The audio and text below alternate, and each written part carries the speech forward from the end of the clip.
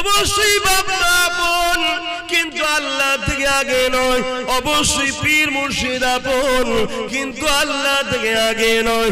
অবশ্যই স্বামী স্ত্রী আপন, কিন্তু আল্লাহ থেকে আগে নয়। অবশ্যই নেতা লিডাররা আপন, কিন্তু আল্লাহ থেকে আগে নয়। সবকিছুর আগে একটা কথা মাথায় নিয়ে নেন, মান আহাব্বা লিল্লাহ ওয়া আবগাদা লিল্লাহ ওয়া আতা লিল্লাহ ওয়া মানআ লিল্লাহ ফাকাদ ইস্তাকমালাল ঈমান।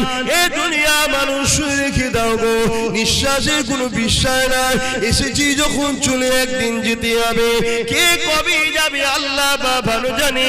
পৃথিবীর সবাই চেষ্টা করো, তোমায় নিতে পারবে না। যেদিন আমার আল্লাহ ডাকবে ওই দিন পৃথিবীর সবাই চেষ্টা করো, বাঁচাতে পারবে না। আল্লাহর উপরে ভরসা রেখে কোন কাজটা করলে আল্লাহ খুশি হবে সেই কাজটা করো। যেটা করলে আল্লাহ বেজার হবে সেটা ছেড়ে দাও। মা বাপকে ভালোবাসতে হবে কিন্তু আল্লাহর জন্যে, স্বামীকে ভালোবাসতে হবে কিন্তু আল্লাহর জন্যে, স্ত্রীকে ভালোবাসতে হবে কিন্তু আল্লাহর জন্যে, দুনিয়ার লিডারকেও ভালোবাসতে হবে কিন্তু আল্লাহর জন্যে। যদি তোমার মা বাপ তোমাকে ইসলাম বিরোধী কথা বলে ওই কথা তোমাকে মানা যাবে না, কেননা মা বাপ আগে নয় আল্লাহ আগে।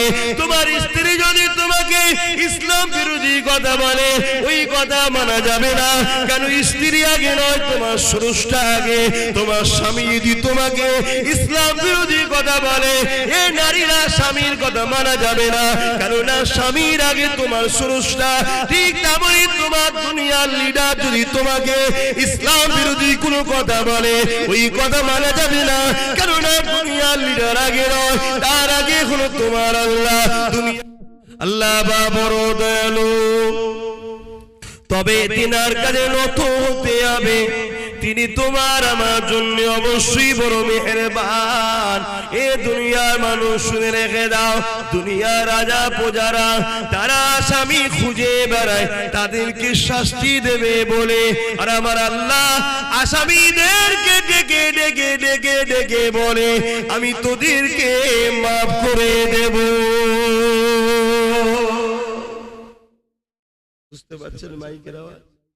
দুনিয়ার রাজা মহারাজারা আসামি খোঁজে শাস্তি দিবার জন্য, আর আমার আল্লাহ আসামি দেখে মাফ করার জন্য। জোরে বলুন সুবহানাল্লাহ।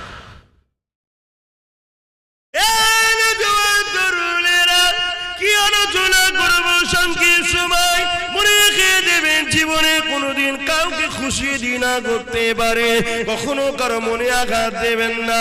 আল্লাহ সৃষ্টিকে কখনো জুলুম অত্যাচার করবেন না। আল্লাহ রসুল জানিয়ে দিলেন লা ইয়ারহামুল্লাহু মান লা ইয়ারহামুন নাস। যে মানুষকে ভালোবাসে না আল্লাহ দয়া সে পাবে না। ভালোবাসার প্রকৃত রাস্তা হলো আল্লাহর জান্নাতের রাস্তা দেখানো। এই আপনাদেরকে ভালোবাসি বলে আল্লাহ জান্নাতের রাস্তা দেখায়। আল্লাহ জান্নাত পেতে গেলে সর্বপ্রথম কাজটা কি? ঈমান আনতে হবে। আমানতু বিল্লাহি ওয়া মালাইকাতিহি ওয়া কুতুবিহি ওয়া রাসূলিহি ওয়াল ইয়াউমিল আখির ওয়াল কদরি খায়রিহি ওয়া শাররিহি মিনাল্লাহি তাআলা ওয়াল বাসি বাদাল মাউত। প্রথমে ঈমান আনতে হবে। এ যুবকেরা, তরুণেরা, আমার আপনার নবী মুহাম্মদ রাসূলকে জীবনের থেকে বেশি ভালোবেসে জীবনের সব কিছু থেকে বেশি আদর করে মেনে নিতে হবে। এই মেনে নিবার পরে তিনি যা করতে বলেছে করতে হবে, তিনি যা নিষেধ করেছে ছেড়ে দিতে হবে। এ যুবকেরা, আল্লাহ নবী জানিয়ে দিলে এ বিশ্বে মানুষেরা তোমাদের জন্য তোমাদের রব একটা আমার রোজাকে ফরজ করে দিয়েছে, একটা আমার রোজাকে রাখতে বলেছে। আল্লাহর কোরআনও আমাদেরকে জানিয়ে দিয়েছে রোজাদারের জন্য রোজা রাখা ফরজ হয়ে গেছে। এবং এই রোজা এমন একটা নিয়ামত, আসসাউমুলি ওয়া আনা সিবিয়াদিয়া। আমার আল্লাহ জানিয়ে দিলেন রোজাদারদের জন্য সবথেকে বড় খুশির খবর এটা। আল্লাহ বলছে রোজা হলো আমার খাস ইবাদত, আর আমি আল্লাহ কুদরতি হাতে রোজাদারকে পুরস্কার নিজে দেব। রোজালি বলি সংক্ষেপ সময়, আর কি বলবো। রোজা রাখেন আপনাদের ঘরের ছেলেরা সব? হ্যাঁ, যুবকরা রাখে তো, বোনেরা? আর না বাপ মা বলে এই বয়সে রাখিনি রে, রোগা হয়ে যাবি, এটা বলে নাকি?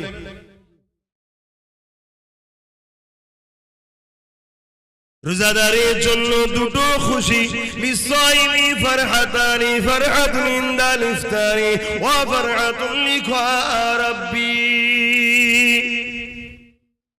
এ নওজওয়ানেরা, রোজাদাররা যখন ইফতার নিয়ে বসে, আল্লাহ পাক হাদিসে কুরসির মধ্যে জানায় এটা একটা রোজাদারদের জন্য বড় আনন্দ। আর একটা হলো রোজাদারদিগকে আল্লাহ নিজের দিদার দেবেন বলেছে। এ যুবকেরা, তোমরা বাপেরা, আর এই রোজা কি ছাড়বেন না। এই রোজা 1 মাস আসছে, রোজা রাখবে, আল্লাহকে খুশি করার জন্য রাখবে। কেন আল্লাহ বলেছে রোজা আমার খাস ইবাদত, নামাজ খাস ইবাদত বলেন, হজ খাস ইবাদত বলেন, যাকাত খাস ইবাদত বলেন, রোজাকে খাস ইবাদত বলেছে। সবটাই আল্লাহর জন্য। তবে রোজাটা কেন খাস বলেছে? নামাজের মধ্যে লোক দেখানো থাকতে পারে, নাও থাকতে পারে, না দেখানোটাই তো আল্লাহর জন্য।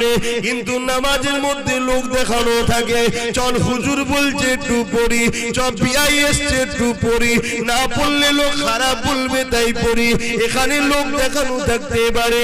কিন্তু কেউ শুকিয়ে শুকিয়ে থাকবে না, যদিও থাকে লুকিয়ে লুকিয়ে খেয়ে নেবে। বুঝছেন তো নাকি? তাই আল্লাহ বললো এটা আমার খাস ইবাদত। কমসে কম পুকুরে ডুব মেরেও তো পানি খেলে। একে খেয়েছেন ডুব মেরে পানি? ছোটবেলায় খান না?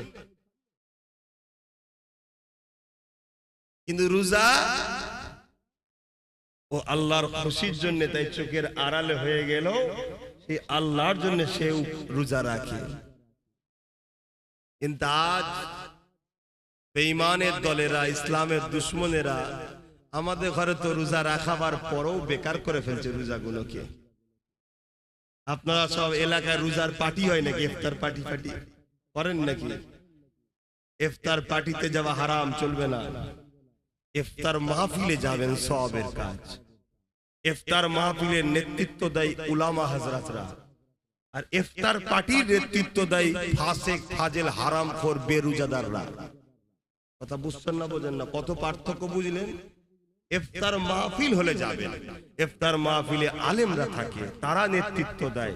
আর আলেমরা হলো রাসূলের ওয়ারিস, তারা নবীর এলেমের ওয়ারিস। নবী চলে গেছেন, যাওয়ার সময় বলে গেছেন যে আমি আলেমে হাক্কানীদের রেখে গেলাম, তোমরা এদের কাতারে থাকবে, এদের পিছনে থাকবে। আর এখন তো আলেমরা বাপ কিছুই বলতে পারে না। এটা আলেমদের দোষ অবশ্য, সবাই নয়। কিছু কিছু আলেম আছে এখনো বলে, কেন তারা বিক্রি হয়নি, তারা নিজেদের গলায় এখনো মোহাম্মদ রসুলের বেল্ট পরিয়ে রেখেছে, তাই তাদেরকে কেউ টানতে পারে না। কিন্তু বেশিরভাগ উলামারা এখন কথা বলতে পারে না। কথা বুঝে আসছে? এই ইফতার মাহফিল হলে যাবে। তবে আমার যদি মসলা শোনেন বা আমাকে জিজ্ঞেস করেন আপনি কি করেন, সব থেকে উত্তম হলো এটা, সারাদিন রোজা রেখেছি যে আল্লাহর খুশির জন্য, সেই আল্লাহ আমাকে যা খুশি করে রুজি দিয়েছে হালাল, ওই রুজি থেকেই আমি ইফতার করব। আমি অন্য কারো পয়সা করতে রাজি না। অনেক জায়গায় আমাকে জোর করে রোজার মাসে নিয়ে যাবে বলে, আমি কোনো জায়গায় যেতে চাই না। এবার আমি একটা ইউনিট চালাই, একটা দল চালাই, আপনারা জানেন কি জানি না, ফুরফুরা শরীফ আহলে সুন্নাত ওয়াল জামাত বলে একটা অরাজনৈতিক সংগঠন চালায়। ওই সংগঠনের ব্যানারে কিছু ইফতার মাহফিল হয়। এবার আমাকে বলে হুজুর আপনি আসেন, দু কথা বলে দোয়া করেন। সেখানে যদিও যায় আমি ইফতার বেঁধে নিয়ে যাই। তারা বলে কোনো চিন্তা নেই, আমি চিন্তার কোনো কারণে সতর্ক হতে হয়। আমি রোজা রেখেছি, আমি আমার পয়সা দিয়ে ভাবে ইফতার করবো, সারাদিন রোজা রেখার পরের পয়সা ইফতার করবো, ঠিক মন খুশি হয় না। আপনারাও করবেন। তাতে যদি আল্লাহ আপনাকে শুধু চিনি দিয়া শরবত খাওয়ায়, অতি খুশি আলহামদুলিল্লাহ বলেন যে আমার আল্লাহ আমার জন্য যেটা ভালো সেটা করেছে। তুমি তোমার নয়, তুমিও তোমার আল্লাহ। কোনটা তোমার বলো তো? এই কোনটা তোমার আছে নাকি? তোমার আল্লাহ, আমার আল্লাহ যদি আমাকে দুদিন শুকিয়ে রাখে, তাহলে আমি আমাকে শুকিয়ে রাখছি না, আল্লাহ তার সৃষ্টিকে শুকিয়ে রেখেছে। তা আল্লাহ যদি তার সৃষ্টিকে শুকিয়ে রেখে খুশি হয়, তা আমার মাথায় এত ব্যস্ত হয় কেন, এত বিপদ চেপে হয় কেন, এত টেনশন আমরা হই কেন? নিজেকে কুরবান করে দাও আল্লাহর কাছে। আমি আবার কি, আমি বলে কিছু নেই, সবই আল্লাহ। এ চোখ আমার নয়, আল্লাহর সৃষ্টি। এ কান আমার নয়, আল্লাহর সৃষ্টি। এ হাত আমার নয়, আল্লাহর সৃষ্টি। এ পা আমার নয়, আল্লাহর সৃষ্টি। এ জবানে কথা আমার নয়, আল্লাহ দিয়েছেন ব্যবহার করতে, তাই করতে পারছি। কোনোটা আমি তৈরি করিনি বাপ। আমার খিদে লাগলে আমার আত্মা যে রূহ জান কষ্ট পায়, ওই জানটাকেও সৃষ্টি আল্লাহ করেছে। ওই জানটা আমার যতটা আমি না ভালোবাসি, তার থেকে বেশি আল্লাহ তার সৃষ্টিকে ভালোবাসে। জোরে বলুন সুবহানাল্লাহ। বা ওয়াজ করতে গেলে সময় লাগে, আমি কিভাবে ওয়াজ করবো? এইভাবে হবে? কোন দিকে যাবো দিশে খুঁজে পাইনি, কখন এখানে একটু কখন ওখানে একটু বলে ফেলছি। তাই দরুদ শরীফ ওই দিকেও কম পড়ানো হলে একটু পড়ানো দরকার, সব হয়। কেন আমি জানছি দু কথা বলতেই পারবো না। যা তারপরও এর মধ্যে থেকে একটাই কথা বলবো, জীবনের প্রতিটা মাকসাদ হবে আমার স্রষ্টাকে খুশি করা।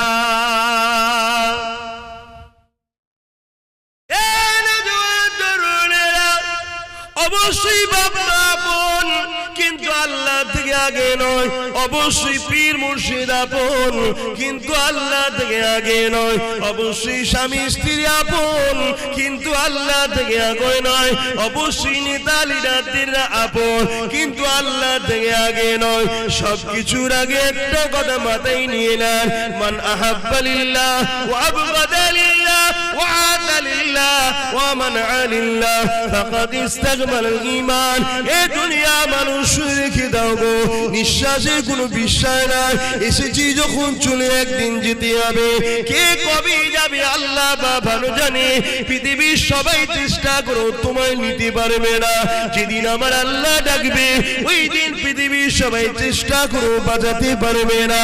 আল্লাহর উপরে ভরসা রেখে কোন কাজটা করলে আল্লাহ খুশি হবে, সেই কাজটা করো। যেটা করলে আল্লাহ বেজার হবে সেটা ছেড়ে দাও। মা বাপকে ভালোবাসতে হবে, কিন্তু আল্লাহর জন্যে। স্বামীকে ভালোবাসতে হবে, কিন্তু আল্লাহর জন্যে। স্ত্রীকে ভালোবাসতে হবে, কিন্তু আল্লাহর জন্যে। দুনিয়ার লিডারকেও ভালোবাসতে হবে, কিন্তু আল্লাহর জন্যে। যদি তোমার মা বাপ তোমাকে ইসলাম বিরোধী কথা বলে, ওই কথা তোমাকে মানা যাবে না। কেননা মা বাপ আগে নয়, আল্লাহ আগে। তোমার স্ত্রী যদি তোমাকে ইসলাম বিরোধী কথা বলে, ওই কথা মানা যাবে না। কেন স্ত্রী আগে নয়, তোমার স্রষ্টা আগে। তোমার স্বামী যদি তোমাকে ইসলাম বিরোধী কথা বলে, এ নারীরা স্বামীর কথা মানা যাবে না। কেননা স্বামীর আগে তোমার স্রষ্টা। ঠিক তেমনই তোমার দুনিয়ার লিডার যদি তোমাকে ইসলাম বিরোধী কোনো কথা বলে, ওই কথা মানা যাবে না।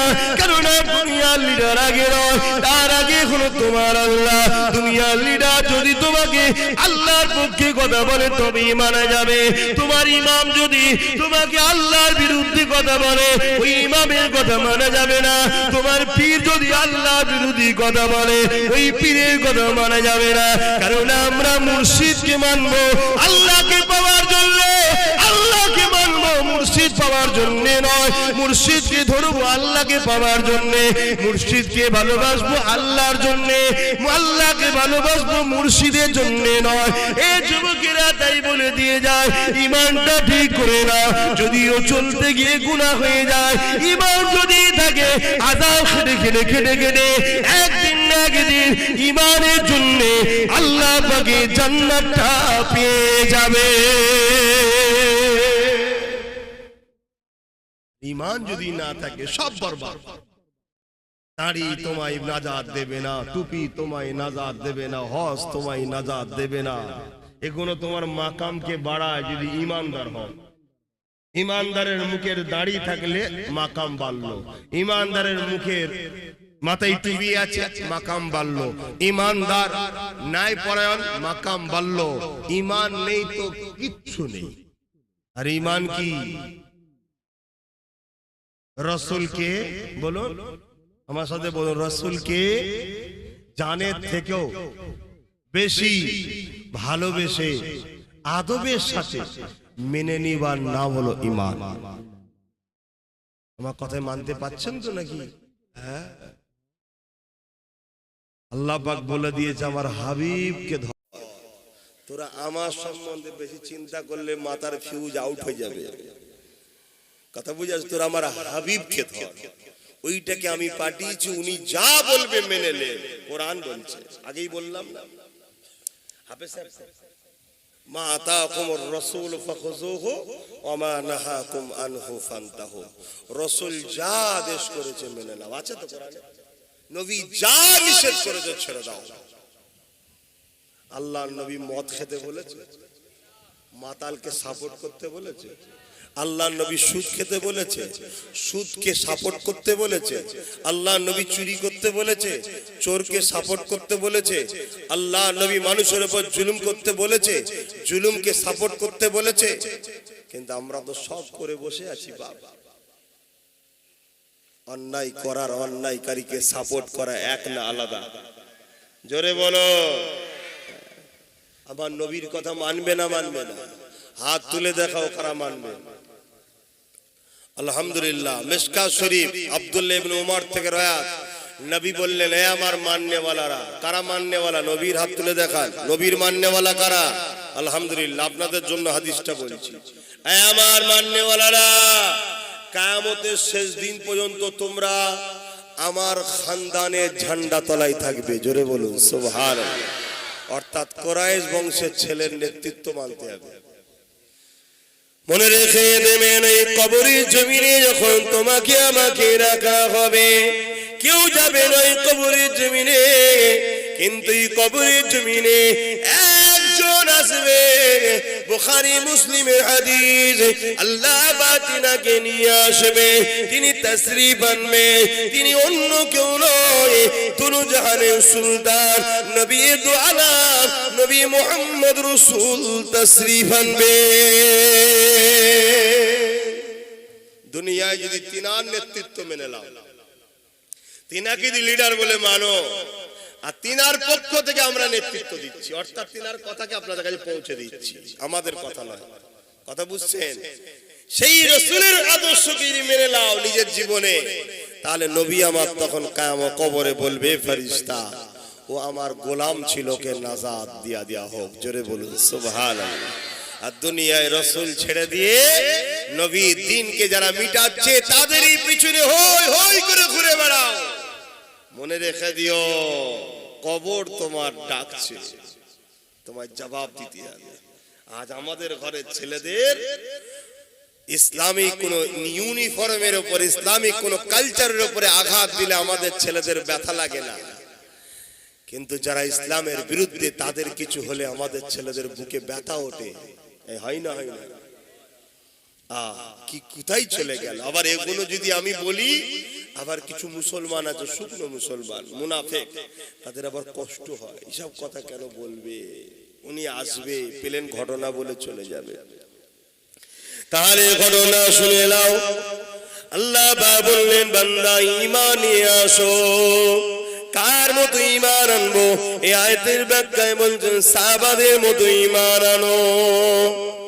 সাহাবারা কেমন ঈমান এনেছে শুনে রেখে দেন। এই যুবকেরা, তরুণীরা, বাপেরা, আল্লাহ নবী সাহাবারা কেমন ঈমান এনেছিলেন। এক সাহাবীর নাম বলে দেয় হযরতে খুবাইব রাদিয়াল্লাহু তাআলা। হযরতে খুবাইব রাদিয়াল্লাহু তাআলা। আর একজন সাহাবী ছিলেন হযরতে খাব্বাব রাদিয়াল্লাহু তাআলা। আল্লাহ নবী সাহাবী ছিলেন হযরত ওমর ফারুক। যখন সিংহাসনে বসলেন, অর্ধ পৃথিবীর রাজত্ব যখন চালাতে লাগলেন, আমিরুল মুমিনিন খলিফাতুল মুসলিমিন যখন হলেন, এই যুবকেরা, তরুণীরা, বাবেরা, ওই হযরত খাব্বাব রাদিয়াল্লাহু তাআলা আনকে আল্লাহ নবী সাহাবী হযরত ওমর বলেছিলেন, এ নবী সাহাবী, শুনেছিলাম তোমার উপরে অনেক জুলুম অত্যাচার হয়েছিল, একটু খানিক আমাকে বলো কি জুলুম অত্যাচার হয়েছিল। হযরত খাব্বাব রাদিয়াল্লাহু তাআলা নিজের কোমরের কাপড়টাকে সরিয়ে দিলেন। এ যুবকেরা, তরুণীরা, বাবেরা, তোমার আমার কোমরে গোশত রয়েছে সৌন্দর্যের জন্য। আল্লাহ নবীর ওই সাহাবীর কোমরটা পুরো প্লেন ছিল, গোশত ছিল না। আল্লাহ নবী সাহাবী হযরত ওমর দেখে বলতে লাগলে, ভাই খাব্বাব, এই রকম কোমর তো আল্লাহ জমিনে কারো দেখিনি, কি ব্যাপার আল্লাহ তোমাকে এরকম বানালো? হযরত খাব্বাব বলতে লেগেছে, ও ভাই হযরত আমার আল্লাহ আমাকে সুন্দর কোমর দিয়েছিল, কিন্তু আমি নবীর পক্ষে যাওয়ার জন্য, নবীর দল করার জন্য, ন্যায়ের পক্ষে, সত্যের পক্ষে, মানবতার পক্ষে, ইনসাফের পক্ষে, মানব বন্ধনের পক্ষে, ভ্রাতৃত্বের পক্ষে, সত্যের পক্ষে থাকার জন্য তৎকালীন লিডার আবু জেহেল উতবা সাইবাইরা আমাকে জুলুম করেছিল। আমাকে বলেছিল মুহাম্মাদের দল ছেড়ে দে, আমাদের দলে চলে আয়, মুহাম্মাদের দল ছেড়ে দে, আমাদের দলে চলে আয়, না হয় তোর উপরে জুলুম হবে, অত্যাচার হবে। ও ভাইরা তোমার, আমি বলে দিয়েছিলাম জান দিয়ে দেবো, তথাপিও নাই সত্য ছাড়বো না। আজও তোমাদেরকে বলা হয়, কি বলা হয় না, হয় না, জুলুমের দিকে আসো, মিথ্যার দিকে আসো, অন্যায়ের দিকে আসো, সন্ত্রাসীর দিকে আসো, ফিতনার দিকে আসো, খুনের দিকে আসো, মার্ডারের দিকে আসো, চিটিংবাজির দিকে আসো, তুলাবাজির দিকে আসো, বলা হয় না, হয় না। আর বলতে লাগে না, আপনাদের ঘরে এখন এক মুঠো বিরিয়ানি দিলেই চলে যাবে, বেশি খরচ করতে লাগে।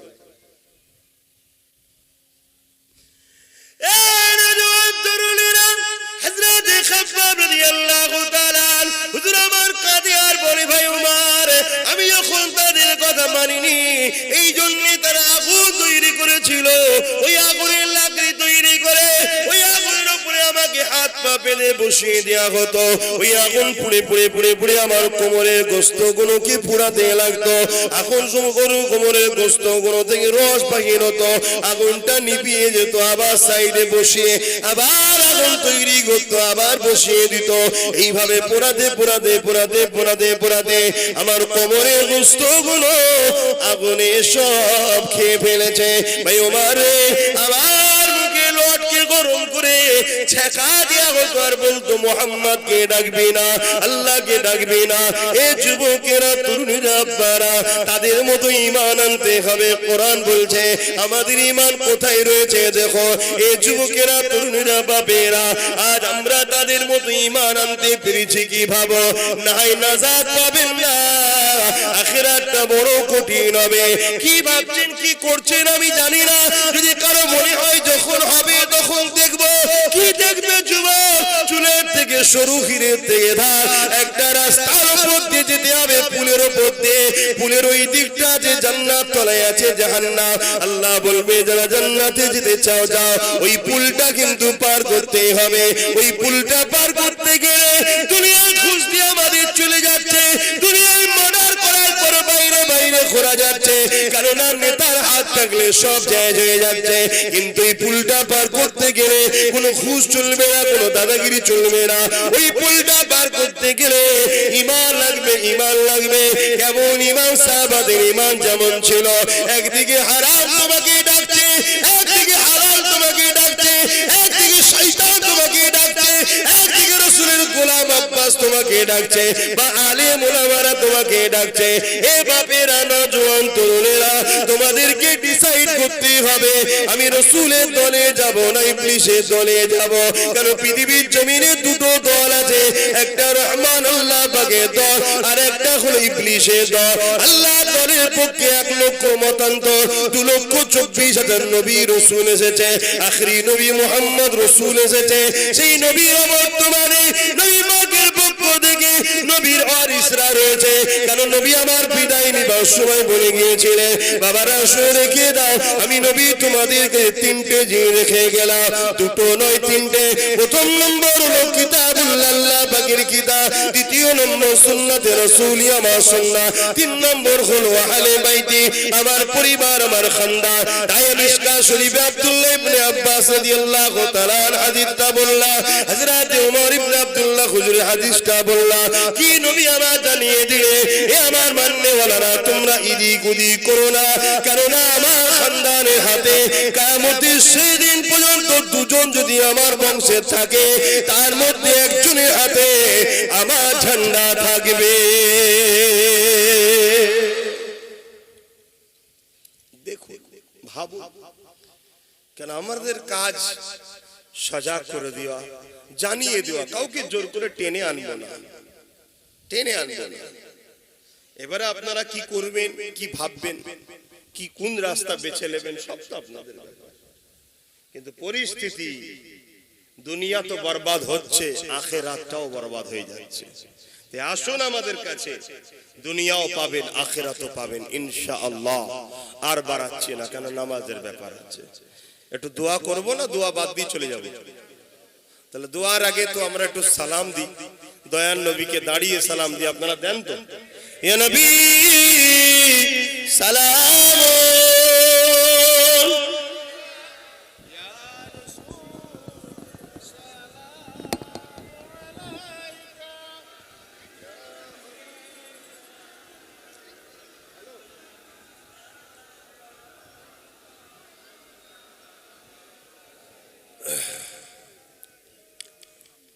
দাঁড়িয়ে সালাম দিয়া মুস্তাহসান জায়েজ। মিশকাত শরীফ বাবুল আদব কিতাবুল কিয়াম, নবী পাককে সাহাবারা যখন সালাম দিতেন আদবে দাঁড়িয়ে সালাম দিতেন। এবং কোরআন পাকের মধ্যে আছে সাল্লু, তোমরা দরুদ পড়ো, বাস এতটুকুই। তারপরে কিন্তু ওয়াসাল্লিমু, এবং সালাম দাও। সালামের বেলায় একটা বাড়তি কথা আছে, তাসলিমা, দিবার মতো দাও, আদবের সাথে দাও, ভালোবাসাই দাও, ভক্তি ভরা প্রেম ভরা আদবের সাথে আমরা সকলে নবীকে সালাত ও সালাম দেব। এশিয়া মহাদেশে এবং বিশেষ করে আমার ভারতবর্ষে তিনটে সিলসিলার নাম আমরা সবাই জানি বা শুনতে পাই।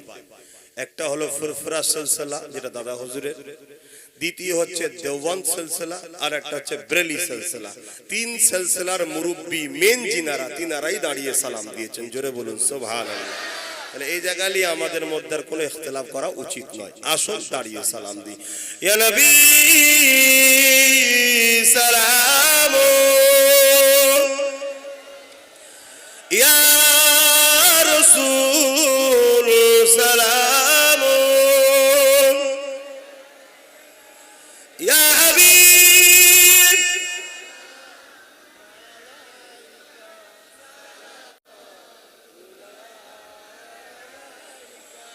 কঠিন হাসরের দিনে কি আছে মোদে এ কপাল, গুনাহগার উম্মাত আপনার লইবেন সঙ্গে এ মাহশরে। নবী সালাম, ইয়া রাসূল, ইয়া হাবিব সালাম।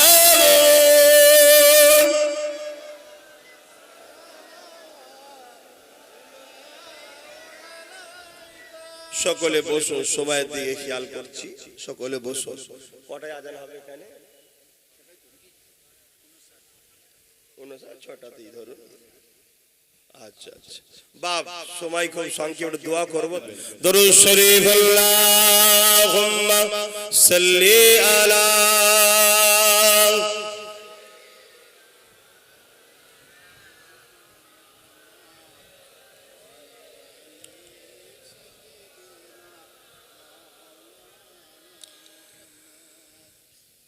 तेरी जालियों के नीचे तेरी रहमतों की छाए, जिसे देखनी हो जन्नत ओ मदीना देखाए। क्यों जी दुनियाয় জান্নাত দেখতে চায় তা কোথায় যাবে? মদিনা শরীফ। আহা, যারা গেছে তারা জানে, তবে সবাই জানে না, কিছু কপাল ফাটা আছে তারা মদিনা শরীফে যায় না, যদি যায় বাজার করেই বেড়ায়। আহা, হায় রে কপাল।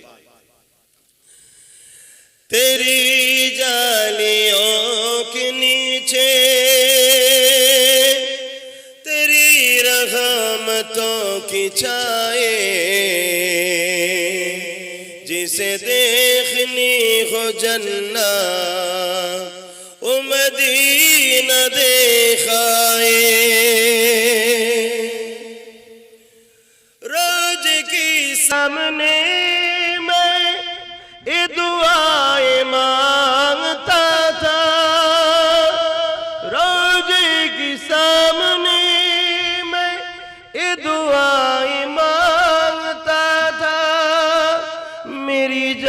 चांद निकल तो जाए ये समा बदल न जाए जिसे देखनी हो जन्नत वो मदीना देखाए आरो जोरे बोलूं सुभान अल्लाह तैबा के जाने वाले तुझे ये दुआएं देता हूँ तैबा के जाने वाले तुझे ये दुआएं देता हूँ दरे मुस्तफा पे जाकर तू ये जगह को भूल जाए दरे मुस्तफा पे जाकर तू ये जगह को भूल जाए जिसे देखनी हो जन्नत वो मदीना देखाए अल्लाहुम्मा सल्ली अला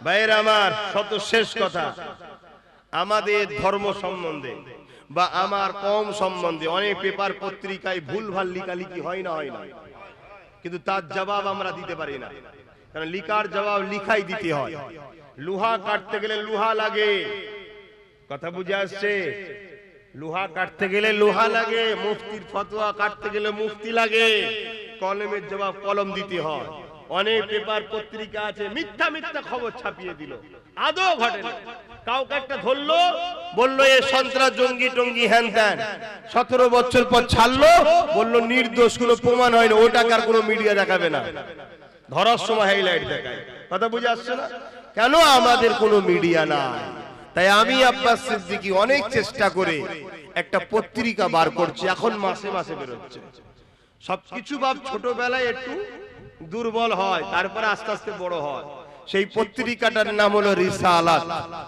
এই পত্রিকাটাকে আমি বার করেছি ধর্মেরও কিছু কথা যাতে ধর্মও শিখতে পারে সাথে সাথে দুনিয়াবি কিছু বিষয় কথাবার্তা কোথায় কি হচ্ছে না হচ্ছে বা আপনাদের এমন কিছু খবর আছে সেগুলোকে মিডিয়া দিচ্ছে না অথচ খুবই জরুরি খবর আপনারা আমাদের সঙ্গে যোগাযোগ করলে আমরা সেই খবরটাকে ছাপবো এখন বলুন এই পত্রিকাটা বাঁচাবার দরকার আছে না নাই এই পত্রিকাটা বাঁচাতে গেলে কি করতে হবে বলুন পত্রিকাটা নিতে হবে পত্রিকাটা পড়তে হবে এই তো নাকি যত পত্রিকাটা নেবেন আর পড়বেন যত সংখ্যা বাড়বে আস্তে আস্তে এটা 15 দিন তারপরে সপ্তাহ তারপরে ডেইলি চলে আসবে কেন তখন খরচটাও কমে যাবে তাহলে বলুন আমাদের একটা পত্রিকার দরকার আছে না নাই সবচেয়ে বড় কথা আমি অনেক ভেবেচিন্তে দেখছি আপনাদের ঘরে বাঁচাবার চেষ্টা তো করছি আপনাদের জন্য তো হাত তো বাড়াচ্ছি